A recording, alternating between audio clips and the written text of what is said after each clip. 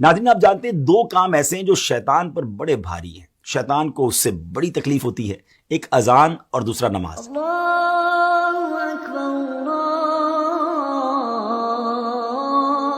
اکبر۔ جی ہاں، جب اذان ہوتی ہے تو شیطان کئی میل دور بھاگ جاتا ہے اور نماز تو اس کی ناک رگڑوا دیتی ہے، مگر ایسا بدبخت جو نماز اور اذان سے اتنی تکلیف محسوس کرتا ہو، اس نے ایک بار ایک بزرگ ہستی کو نماز کے لیے جگایا۔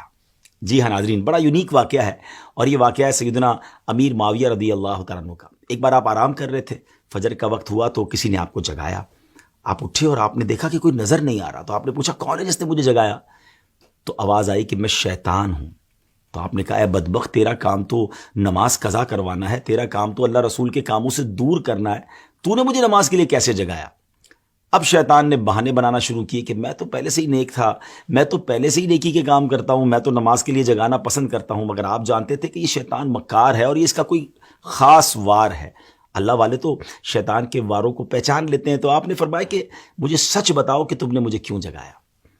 تو شیطان کہتا ہے کہ حضور بات یہ ہے کہ اگر آپ نماز کے لیے نہ اٹھتے تو مجھے معلوم ہے کہ آپ کو نماز سے کتنی محبت ہے، نماز قضا ہونے کی وجہ سے آپ خوب گریہ وزاری کرتے، اللہ کی بارگاہ میں خوب روتے، اور اللہ کریم آپ کی وہ گریہ وزاری کو قبول فرما کر آپ کو ایک نماز کا گناہ تو معاف فرماتا، مگر ہزاروں نمازوں کا ثواب بھی عطا فرما دیتا۔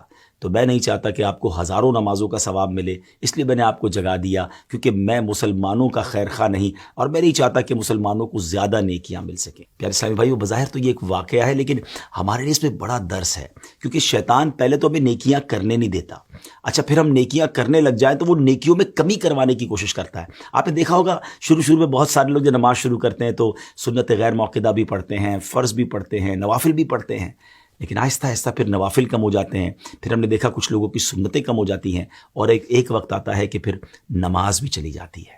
تو شیطان کے واروں کو سمجھیے، اول تو وہ نیکی کرنے نہیں دیتا، نیکی کرے تو اب اس نیکی میں کمی لانے کی کوشش کرتا ہے، وہ بڑا مکار ہے، ہمیں شیطان کے واروں کو سمجھنا ہے۔ اب دیکھیں نا، کچھ ہی دن پہلے کی بات ہے کہ ماہ رمضان میں سارے ہی تقریباً نماز پڑھ رہے تھے، روزے ہو رہے تھے، عبادتیں ہو رہی تھیں، مگر کتنی بڑی تعداد ہے جو اب رمضان کے بعد مسجدوں میں نظر نہیں آ رہی۔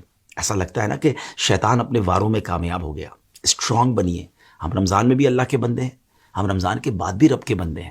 نماز صرف رمضان میں تو فرض نہیں ہے نا۔ کتنی عجیب بات ہے کہ ایک چاند دیکھ کر ہم مسجد کو آباد کر دیتے ہیں، اور ایک چاند دیکھ کر ہم مسجد کو ویران کر دیتے ہیں۔ آئیے ایک بار پھر مسجد سے رابطہ جوڑیے، شیطان کے واروں میں نہ آئیے، بلکہ شیطان کو پریکٹیکلی جواب دیجیے کہ ہم